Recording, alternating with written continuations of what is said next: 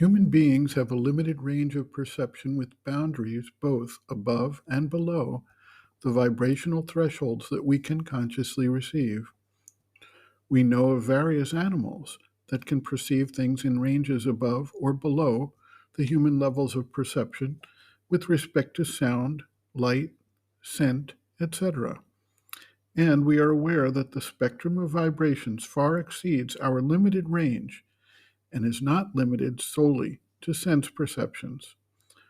What we do not generally acknowledge is that vibrational patterns that take place above or below our perceptive range actually can and do influence our existence, our thoughts, emotions, feelings, and physical responses to circumstances.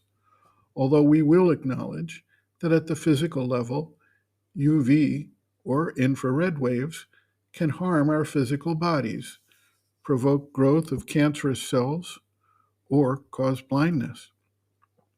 Sri Aurobindo refers to three occult sources that impact us.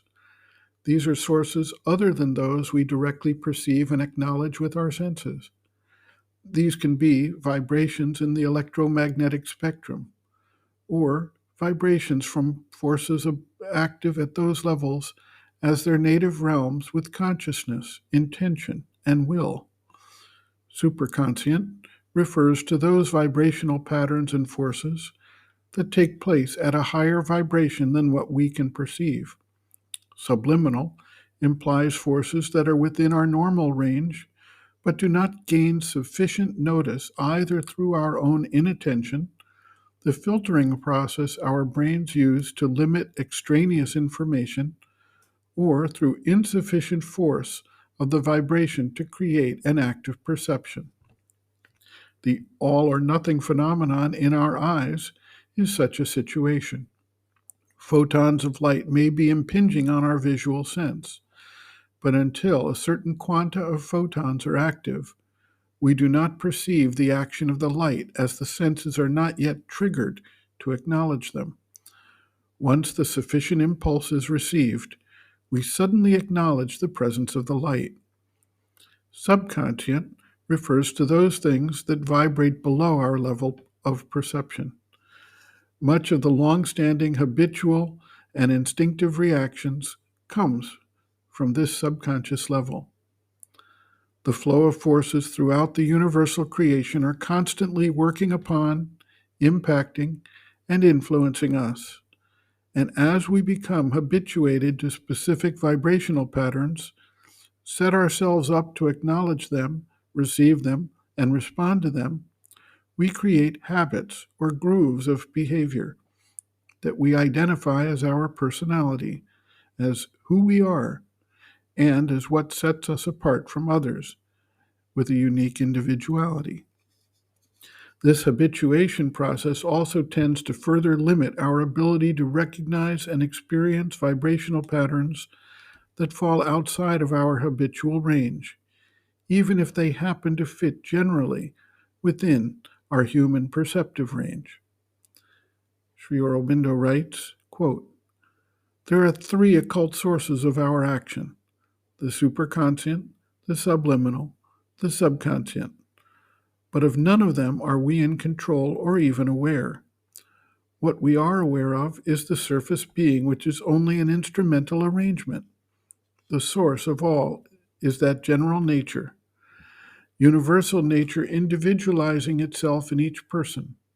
For this general nature deposits certain habits of movement, personality, character, faculties, dispositions, tendencies in us, and that, whether formed now or before our birth, is what we usually call ourselves. A good deal of this is in habitual movement and use in our known conscious parts on the surface. A great deal more is concealed in the other unknown three which are below or behind the surface. But what we are on the surface is being constantly set in motion, changed, developed, or repeated by the waves of the general nature coming in on us either directly or else indirectly through others, through circumstances, through various agencies or channels. Some of this flows straight into the conscious parts and acts there, but our mind ignores its source, appropriates it, and regards all that as its own. A part comes secretly into the subconscious or sinks into it and waits for an opportunity of rising up into the conscious surface. A good deal goes into the subliminal and may at any time come out, or may not, may rather rest there as unused matter. Part passes through and is rejected, thrown back, or thrown out, or spilt into the universal sea.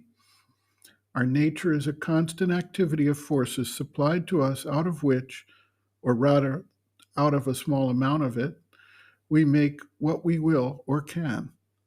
What we make seems fixed in form for good, but in reality, it is all a play of forces, a flux, nothing fixed or stable. The appearance of stability is given by constant repetition and recurrence of the same vibrations and formations. End quote. Reference Sri Aurobindo and the Mother, The Hidden Forces of Life, Chapter 2, Hidden Forces Within, pages 32 to 33.